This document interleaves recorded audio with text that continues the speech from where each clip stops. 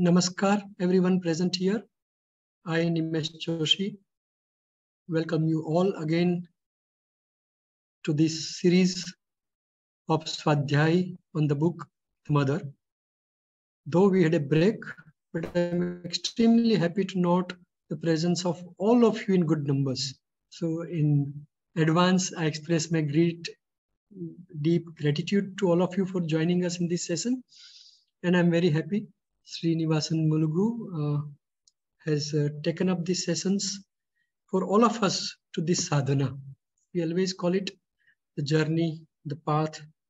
We are blessed to have these sessions online wherein people from anywhere in the world can join it. And we continue this series today, chapter number 2, Srinivas Mulugu, Chairman, Aurobindo Society, Andhra Pradesh and Telengana, who is already right here with all of us, right in time, who consented to offer this Swadhyay for all of us, is present here. And over to you, Srinivasan. And welcome again back with a small gap, but I'm sure see the enthusiasm that everyone has shown of being present in time. So with this welcome note, as I regret that I will be going away from this camera after about 20 minutes. So please excuse me. At the end, I won't be present, so you can conclude at your time as you think fit. Over to you. Thank you. Thank you, Nimesh Bhai. Namaste and welcome to all of you for the second session in the Swadhyaya of the small book, The Mother. There are many variations of it, but this is one of the recent ones that is available in Shabda. As a matter of the session as it goes on, if any of you feels comfortable turning on your videos, please do so. I would very much appreciate being able to see you and interact with you as we go through the session. With that introduction for the session itself, let us quickly recap what we covered in the previous class. We discussed how the book, The Mother, was originally released in 1928. Chapter 1 was written as a self-contained complete message by Sri Aurobindo. Chapters 2 to 5 were extract of letters. Chapter 6 came about in response to the questions asked by sadhaks when Sri Aurobindo referred to the mother as the Divine Mother. The questions were answered by Sri Aurobindo, and they constitute the 6th chapter of the book. As a book, it came out in 1928, and we also touched upon how this book, The Mother, encapsulates integral yoga, jnana yoga, bhakti yoga, karma yoga, yoga of self-perfection. In addition to that, some of the important themes of integral yoga have been brought here together. And this book alone is sufficient as an exceptional introduction to integral yoga for those of us who choose to follow the path of integral yoga of Sri Aurobindo. Chapter 1 itself speaks of the goal of our yoga sadhana as the transformation of nature. In the beginning of the chapter, Sri Aurobindo lays out what is the goal of integral yoga. Then he talks about the two primary powers that help us in achieving this goal: the aspiration from below and the grace from above that answers.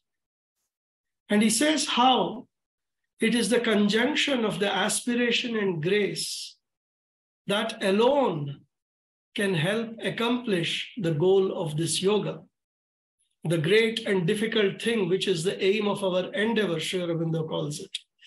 So we had covered these two sections in the previous class, and now we take up the remainder of the first chapter, and then we move to the second chapter. In the last part of chapter 1, Sri Aurobindo actually talks about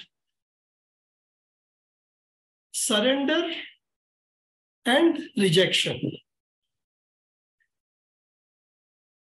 I take up to read the 4th paragraph of this chapter.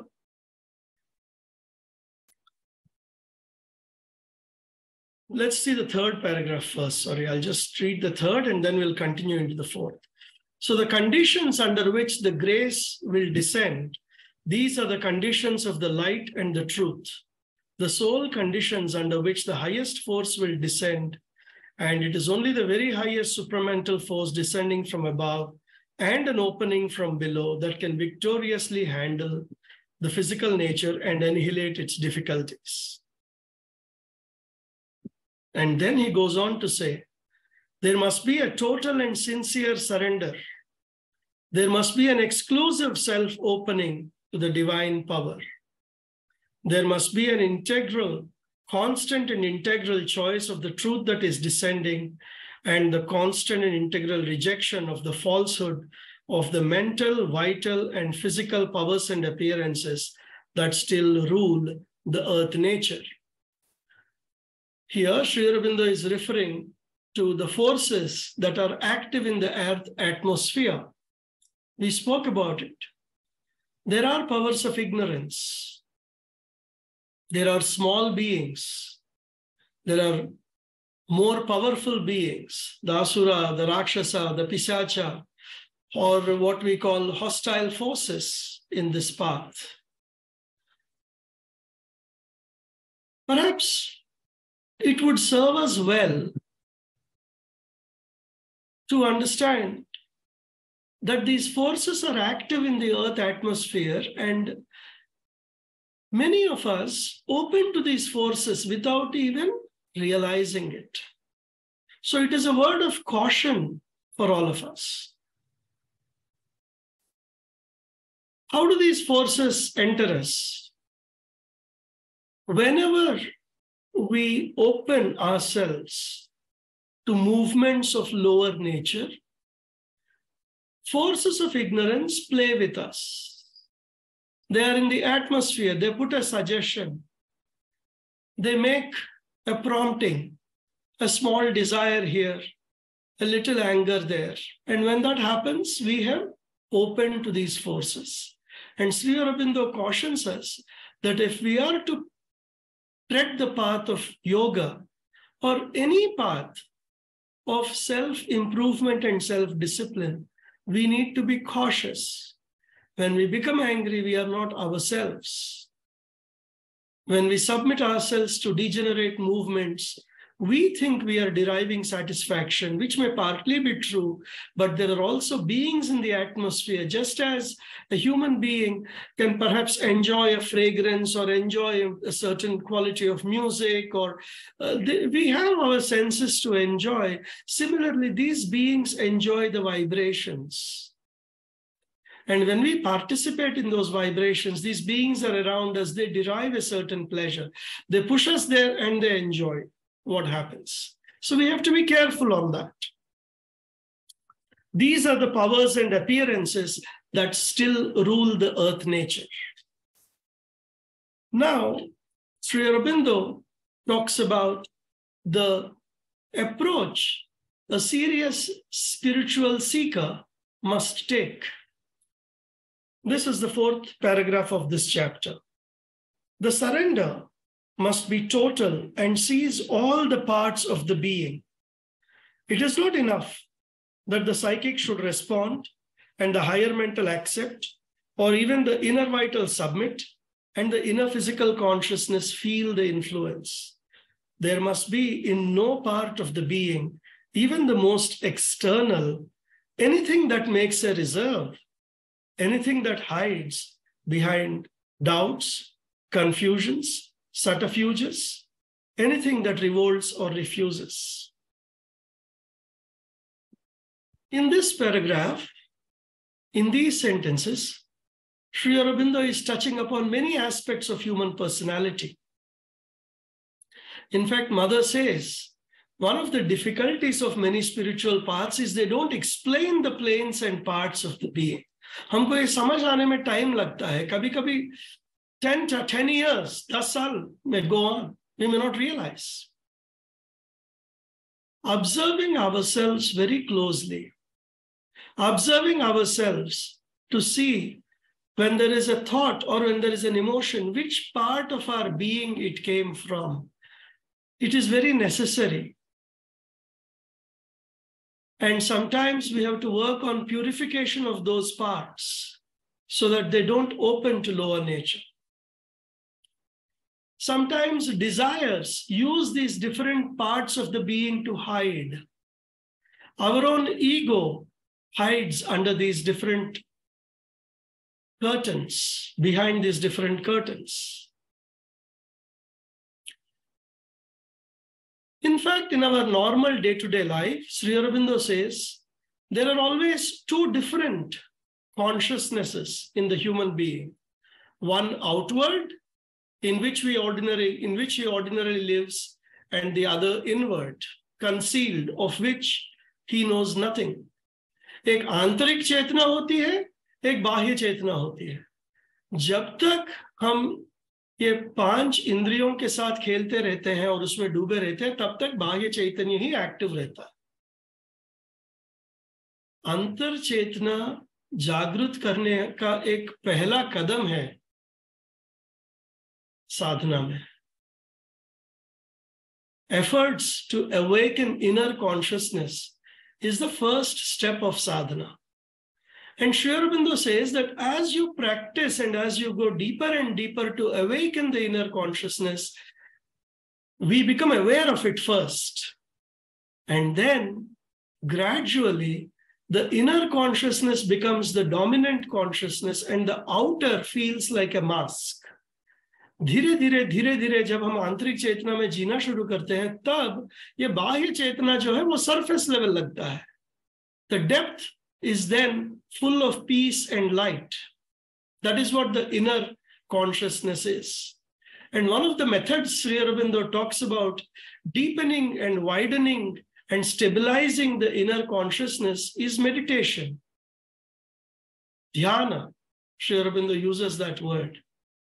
To awaken the inner being and stabilize the inner being.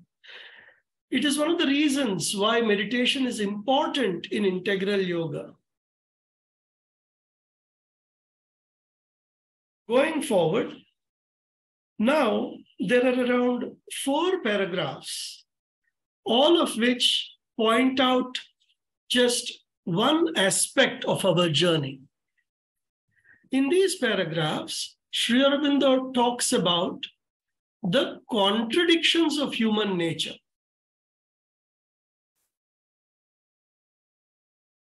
We spoke about multiple parts in our own being. Many times our mind is highly evolved, but the emotions interfere. The emotions sometimes are purified and we really wish to surrender, but the logic of the mind interferes. As we deal with these problems, there are almost 4 paragraphs that Sri Aurobindo touches upon and explains the different parts of the being. I will just read one after the other. If part of the being surrenders, but another part reserves itself, follows its own way, or makes its own conditions, then each time that happens, you are yourself pushing the divine grace away from you. If you have the book and you are open to it, you can underline this section where it says you are yourself pushing the divine grace away from you. We will come back to it after we read the rest of them. So this is one paragraph where he's saying one part reserves itself and another is trying to open and surrender to the divine. Then another thing he points out, if behind your devotion and surrender, you make a cover for your desires, egoistic demands, vital insistences, if you put these things in place of the true aspiration or mix them with it and try to impose them on the divine Shakti, then it is idle to invoke the divine grace to transform you. Another section, if you open yourself on one side or one part to the truth and on another are constantly opening gates to the hostile forces, it is in vain to expect the divine grace will abide with you. You must keep the temple clean if you wish to install there the living presence. Yet one more, in fact, two more. If each time the power intervenes, brings in the truth, you turn your back on it and call in again the falsehood that has been expelled, it is not the divine grace that you must blame for failing you, but the falsity of your own will and imperfection of your own surrender. Sometimes, in despair, we call the divine grace with tears in our eyes. The grace comes down and helps us surmount an inner obstacle. A few months pass, and the Prakriti reasserts itself. Or it again indulges in the lower movements. Or it indulges in a vital justification that provides a curtain for these lower movements. All of these are ways and methods in which we are opening ourselves to forces of lower nature, even when the divine grace has lifted us up and put us out. If you call for the truth and yet something in you chooses what is false and ignorant and undivine, or even simply is unwilling to reject it altogether, then always you will be open to the attack and the grace will recede from you. Detect first what is false or obscure in you and persistently reject it. Then alone can you rightly call for the divine power to transform you. In this paragraph, if you are inclined, you can underline, always you will be open to attack and the divine grace will recede from you. So we'll stop here. And there are questions and answers that the mother has been asked. We will touch upon the various themes. In Thoughts and Aphorisms, Sri Aurobindo says, the whole world yearns after freedom, yet each creature is in love with his chains. The whole world yearns after freedom. मतलब हमको पूरी स्वेच्छा जीवन चाहिए, लेकिन इन्हीं जंजीरों को अपने आप बांधते रहते हैं. Each creature is in love with his chains. The chains he is referring to are essentially the chains made up of our own physical, vital, and mental weaknesses. We have a limited capacity to even receive bliss and ananda. Nobody says, well, I have had enough material enjoyment. Now let me stop here, because the nature of material enjoyment is that there is no permanent satisfaction.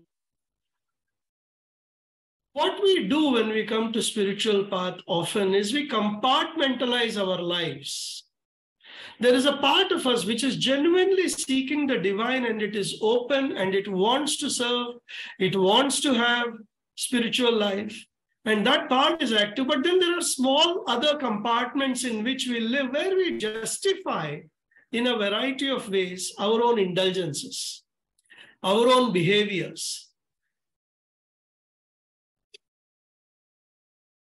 Sometimes you see a small lie escapes our lips. Oh, I'm almost there. I'll reach in 10 minutes. When you and I both know it probably will be 30 minutes. Small actions reflect a lot about our stronger convictions. And when we do this, Sri Aurobindo says, you are yourself pushing the divine grace away from you. Insincerity pushes the divine grace away, says MP Panditji. It is not the grace which recedes from you. It is you who recede from the grace.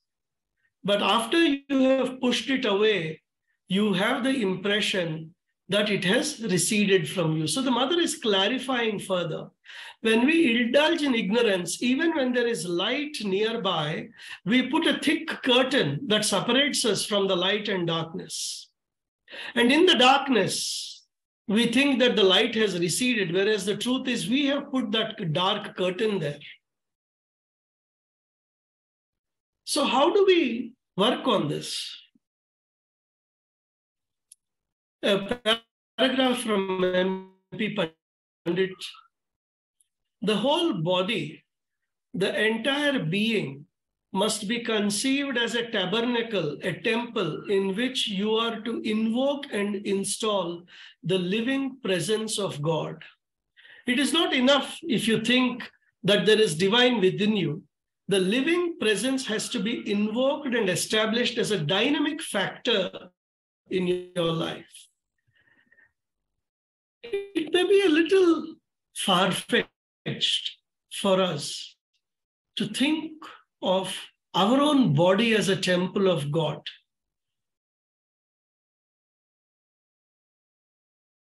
We know our weaknesses, we know our difficulties, we know our ignorance, we know the falsehood.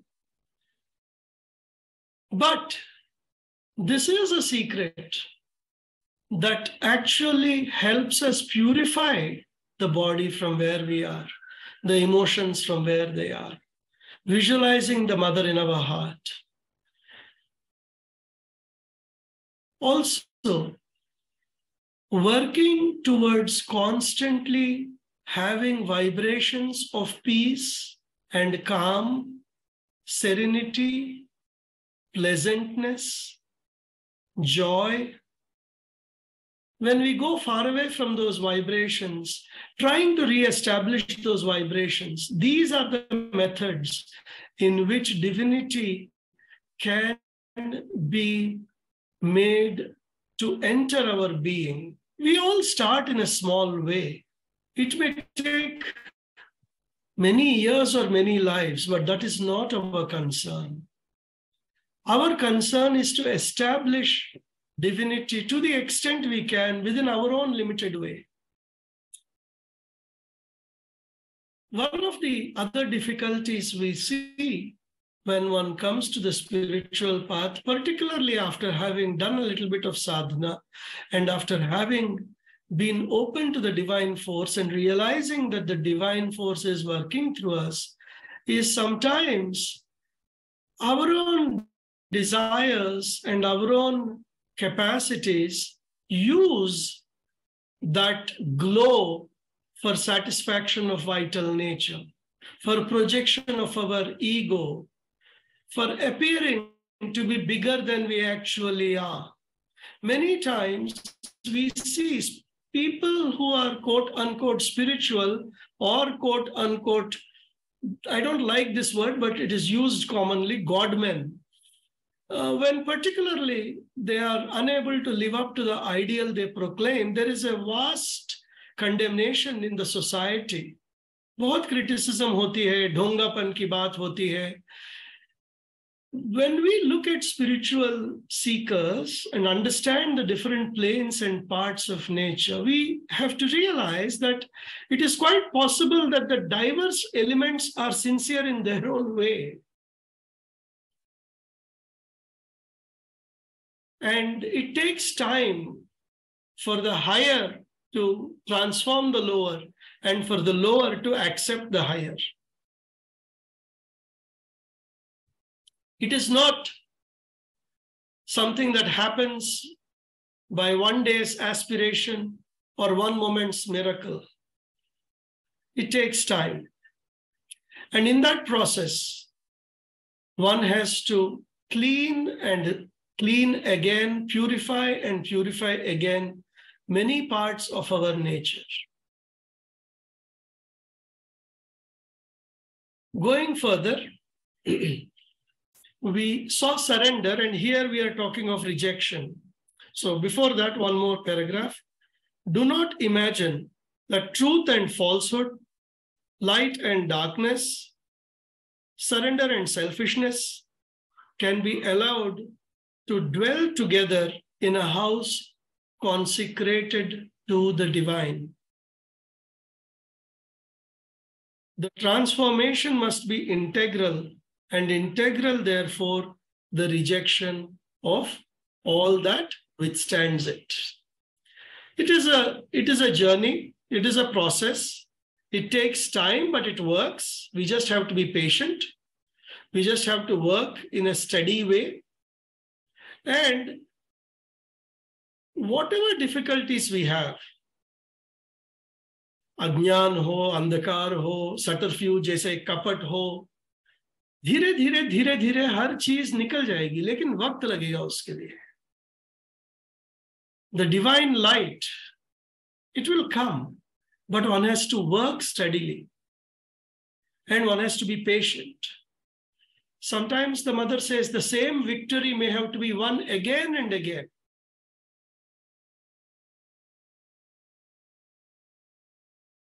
The good side of it is, while it may feel like an unending task, it is the surrender that makes this task easy and progressive. If there is one theme that appears in this book in practically every chapter, it is surrender. Already you have seen it in the first chapter. It is there in the second chapter. It is there in the third chapter. It is there in the sixth chapter. It is definitely there in the Karma Yoga section, 5th chapter. Every chapter, Sri Aurobindo talks about surrender in various ways. We will see that. And when we surrender, the divine grace will take care of the transformation of nature. Before we proceed, reject the false notion that the divine power will do and is bound to do everything for you at your demand, even though you do not satisfy the conditions laid down by the Supreme. Make your surrender true and complete, then alone will all else be done for you. One more paragraph on rejection. Reject too the false and indolent expectation that the divine power will do even the surrender for you. The Supreme demands your surrender to her, but does not impose it. You are free at every moment till the irrevocable transformation comes to deny and to reject the divine, or to recall your self-giving if you are willing to suffer the spiritual consequence. Your surrender must be self-made and free. It must be the surrender of a living being, not of an inert automaton or mechanical tool. So there are 2-3 things we need to look at here, where when we talk of rejection, and we will talk of it again also, we have to be aware that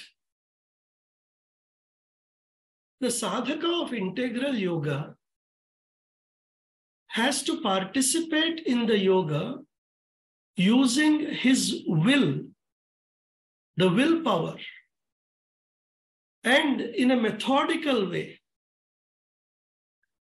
एक discipline की जरूरत है, एक कठिन से discipline की जरूरत है. Many people have a certain mistaken impression that integral yoga doesn't demand the rigor of the traditional paths. Because Sri Aurobindo has said all life is yoga. We can have good food. We can have good clothes. We don't have to shave our head. We don't have to wear ochre color robes or white color robes. We can wear whatever we like. We can turn on the air conditioning. We can sleep on a good, comfortable bed. So integral yoga is a path of comfort. This is a convenient but a catastrophic misinterpretation.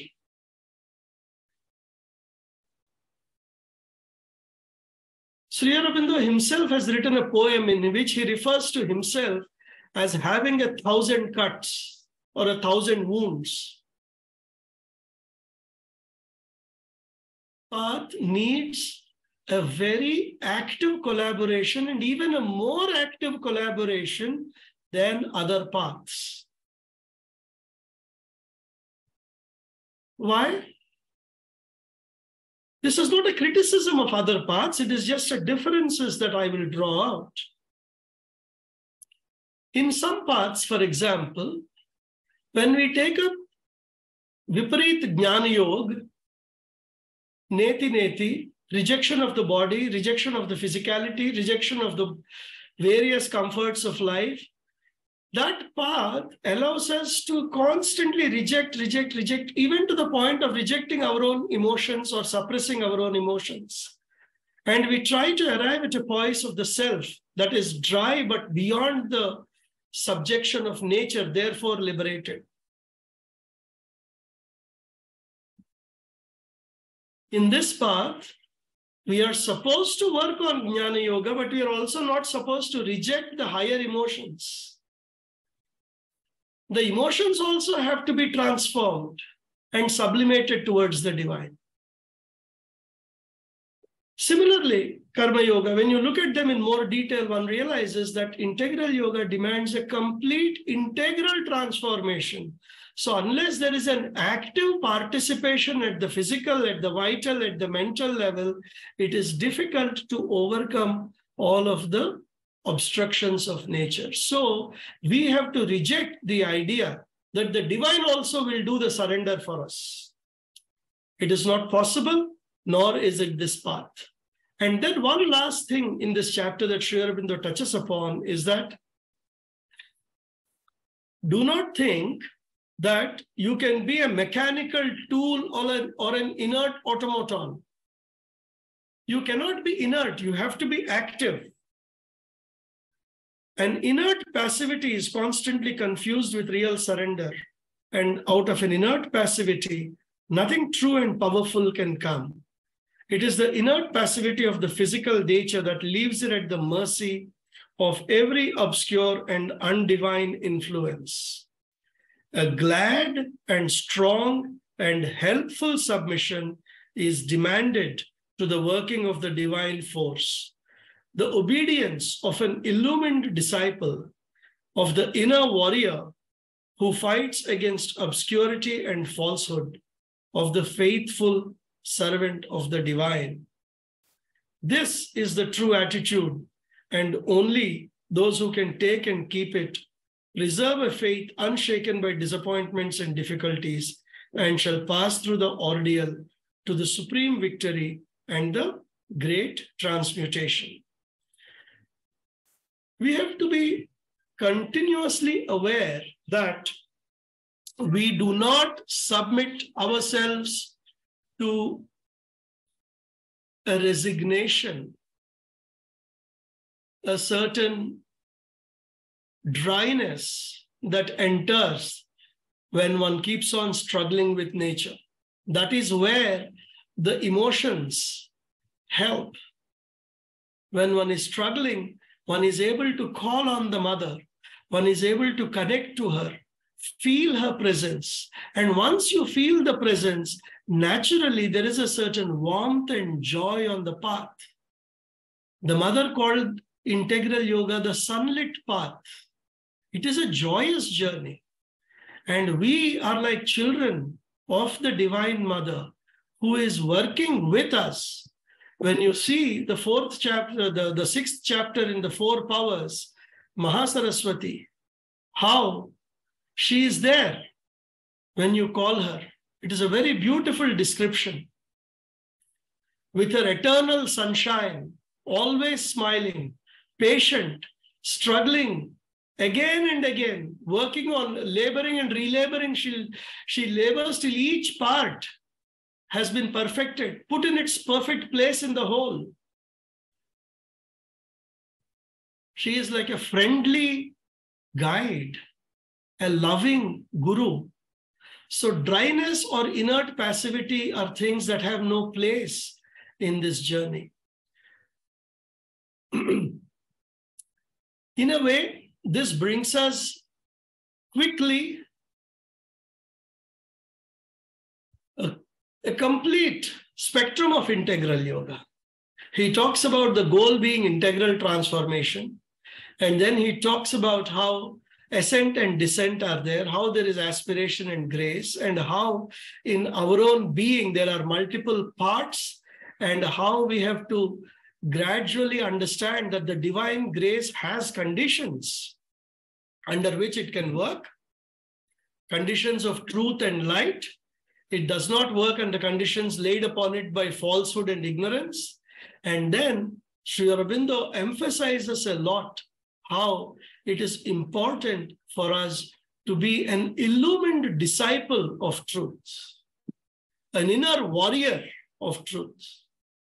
There is a prayer for students that is given for the ashram school students. Make of us the hero warriors that we aspire to become. May we fight successfully the great battle of the future that seeks to be born against the past that seeks to endure. What is the future that seeks to be born? It is the future of light and truth. It is the future of divinity in ourselves. The peace, the tranquility, the ananda, the knowledge, the power, all of them coming down into our being against the past that seeks to endure. And he has given an entire list of all the difficulties that we face. So this concludes chapter 1, and we will take up chapter 2 and go through it a little bit today. We will see, as we discussed last time, we will pace it in our own way so that we do not create an artificial pressure of time and we lose some of the important sections. But as we go through this course, I would suggest that those of you who are participating regularly, try to go through this book again and again as we are going through these weeks of classes. You know, one chapter after the other, go through it, absorb it. You complete the book, again, come back, go through it again. Just try to feel the book and let the book open itself to you, because that itself is a sadhana of integral yoga. The force of Sri Aurobindo in its mantric form is in this book. So just do not wait for a particular class to arrive to read a particular chapter. You can read again and again, and it would actually help you when we do the sessions also. Now, before we begin this chapter, I read out one sentence of Sri Aurobindo, which he has written about how to practice integral yoga. Very simple sentence. Sri Aurobindo says, "It is quite true that aspiration, rejection, and the remembrance of the mother and surrender to her and union with her consciousness are the main means of sadhana." Sri Aurobindo has written 37 volumes. In his yogic works, Life Divine runs into 1100 plus pages. Synthesis of Yoga runs into 700 plus pages. Letters of Yoga is 4 volumes, perhaps 2000 pages. Savitri. You know, the list goes on. Many people get intimidated about Sri Aurobindo and integral yoga. And here he is giving us a simple sutra. All of those big works condensed into a single sentence of practice.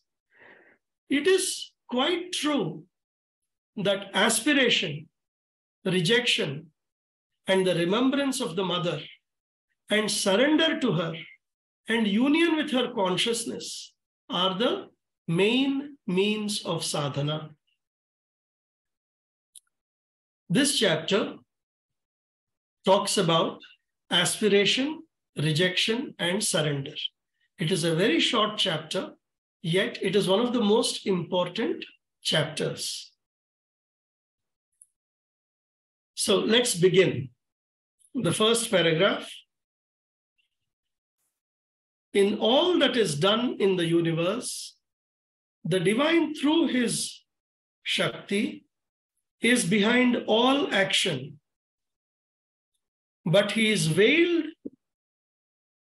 by his Yogamaya and works through the ego of the jiva in the lower nature. 4 important words to underline. The Shakti, divine through his Shakti, the Shakti word, Yogamaya,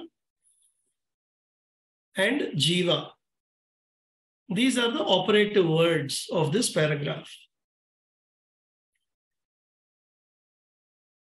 Much of my comments have been taken from 3 sources for this entire book, so that way I don't have to repeat to you the source every time.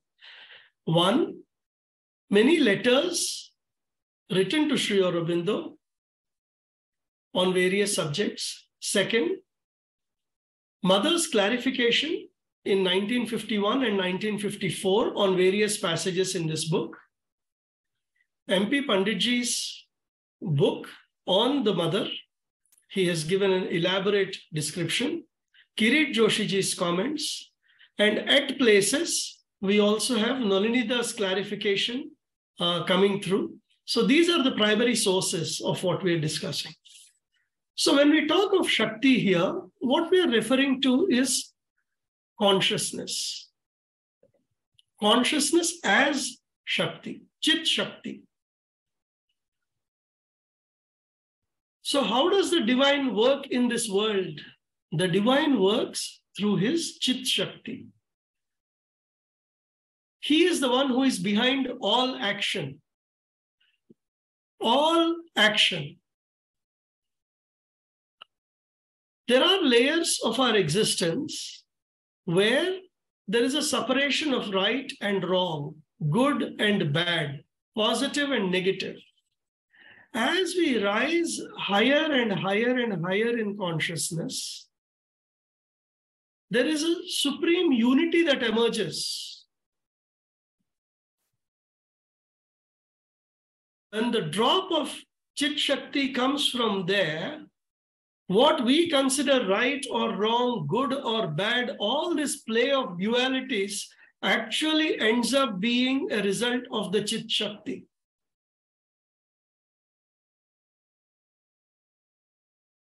We, unfortunately, are not awakened or illumined beings. If we were, we would be able to receive the divine impulse directly. Know that it is her consciousness that is working through us. Understand the prompting. So when we can't recognize it, how does the divine work through us? That is what is described here. The divine is veiled by his Yogamaya and works through the ego of the jiva in the lower nature. If our nature was not veiled by Prakriti, ignorance, falsehood, we would have the capacity to receive the divine promptings. We will see in chapter 5 how, when we grow in our consciousness and open to the Divine Mother, it is possible at a higher stage to receive such promptings. But at the moment, because the ego is so much in front, the divine works through the Yogamaya. And because our self is behind and ego is in the front, it works through the ego of the jiva in the lower nature. So we all know generally what the word Maya means. There are multiple interpretations. One is that Maya is the power of illusion, that it makes something appear that is not there. But if you go by the pure Vedantic definition, everything around is illusion. How is that possible? I can touch my computer, I can speak on my phone. That is not illusion, that's quite real. There is another definition of Maya. Maya is that which measures. That's a very funny definition. Why is that Maya? Basically, what Maya does in this approach is it takes the infinite and breaks it down into multiple small finite pieces. It takes eternity and breaks it down into multiple small finite pieces. And therefore we see the division, and therefore we see the separation, and therefore the unity becomes an illusion, therefore it is Maya. The Maya screens the supreme unity from our eyes and makes us see the divided world, makes us see the separation, makes us see the finitization. And it is in this separation that the divine is trying to work through us, and therefore he works through the ego of the jiva. As we get closer and closer, as we open more and more, Sri Aurobindo talks about a stage where you can be this illumined warrior. In chapter 5, he says, being of her being, force of her force, consciousness of her consciousness, and ananda of her ananda. When we are completely identified with her, that is how it feels. We'll get there. We want to get there. We should get there. But right now, the divine has to work, unfortunately, through our own ego to get his work done. And then the next paragraph, chapter 2, second paragraph. In yoga also, it is the divine who is the sadhaka and the sadhana. It is his Shakti with her light, power, knowledge, consciousness, ananda, acting upon the adhara. And when it is open to her, pouring into it with these divine forces, that makes sadhana possible. But so long as the lower nature is active, the personal effort of the sadhaka remains necessary.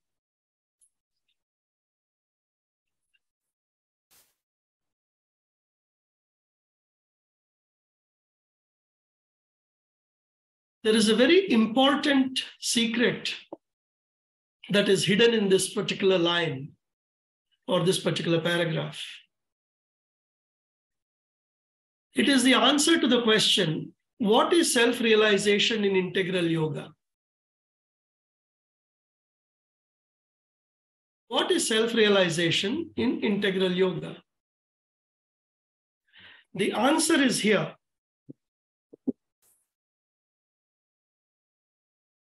It is his Shakti with her light, power, knowledge, consciousness, ananda. When the divine pours these things into our consciousness, when our consciousness is capable of opening to these divine qualities, these divine powers, when we are able to manifest these elements in our being consciously, fully, that is self-realization in integral yoga.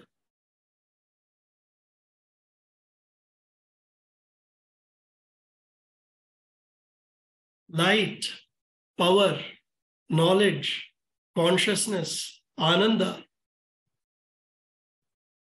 These are some of the things, when we carry them fully, continuously, without interruption, consciously, then we are approaching divine consciousness. Now, there was an interesting question that was asked to the mother. In yoga also, it is the divine who is the sadhaka and the sadhana, right? So then,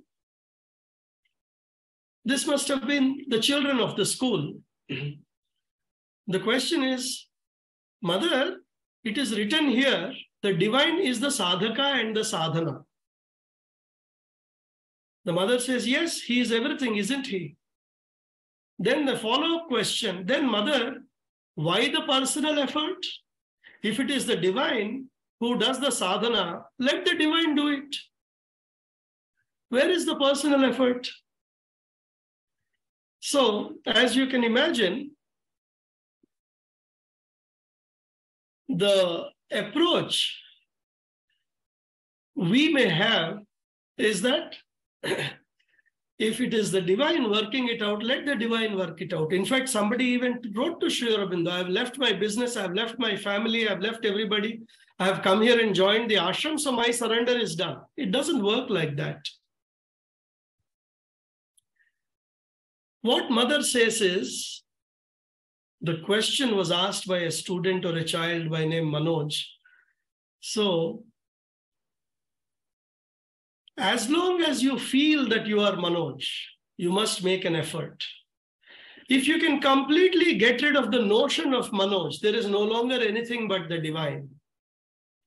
It is the divine who will make the effort. It goes back to the previous sentence where it is through the ego of the jiva that the divine works. If there is no ego, then jiva and divine are one.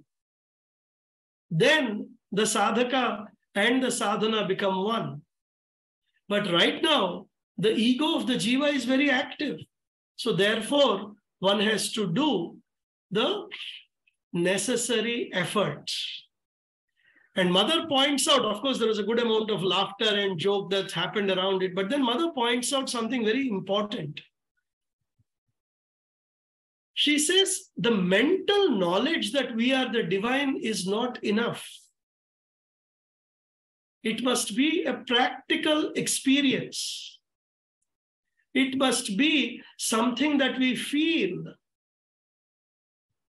It must be something that we live. When we come to Sri Aurobindo's Integral Yoga, when we read, and many of us, there are many of you among the call who have read Sri Aurobindo's works for years, right from your childhood, in some of your cases, lucky people. There's a lot of vocabulary we get familiar with.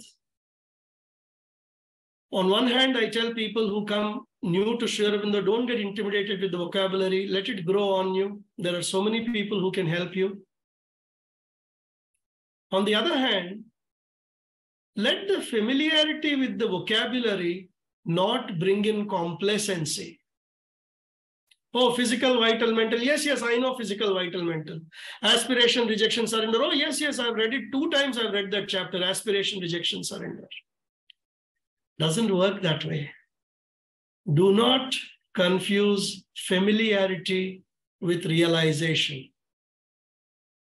Some of the things we are seeing, some of the things we are reading, one sentence can open a decade of sadhana ahead of us. So let us take our time to absorb, to understand, to read, to reread, and like many spiritual scriptures, these books and even this little book, as we grow, the knowledge the book can reveal to us also grows. In the first reading, we may get 20%. In the second reading, maybe another 5%. But maybe after a couple of years, when we grow, open the book, we wondered, have we really read this before? Many people have this experience with many spiritual books. So let us keep on the path. Let us keep working on it. What we will do now is we will stop here for this chapter number 2, and we will take up the remainder of the chapter, which deals with the personal effort in the next session. It is a very important and beautiful part of this chapter, and it is also a very important part of Integral Yoga. In this, Sri Aurobindo talks about aspiration, and then he says aspiration in the physical, aspiration in the vital, aspiration in the mental. Then he talks of rejection, again, rejection in the physical, vital, and mental. So we will go through them layer by layer. We will take our own time to study it. So we will take this chapter, the remainder of this chapter in the next session. Now, if any of you have any comments or suggestions or questions, you can post here. You can ask, you can unmute yourself. May I ask the administrators to allow the audience to speak, please? Yes, sir. Yes, sir. They can raise their hands. They can, we'll allow them to talk. Yes. Thank you.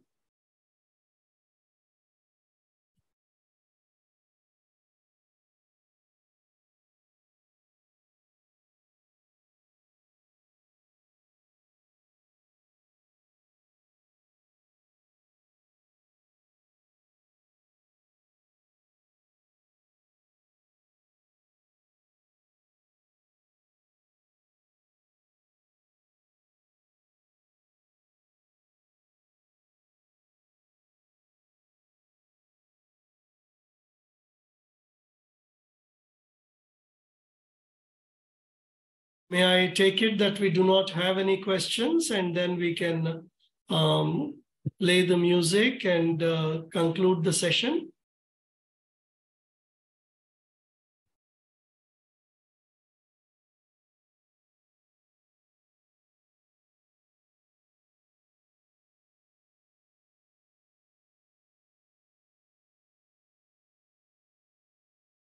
Satya? Yes, sir. We may close the session now. We do not have any other questions. So thank you everyone for joining. We'll see you next week on Thursday. Last week I was on travel, was unable to be with you. But next week we will join again and take the Swadhyaya forward. Thank you once again. Thank you so much, sir.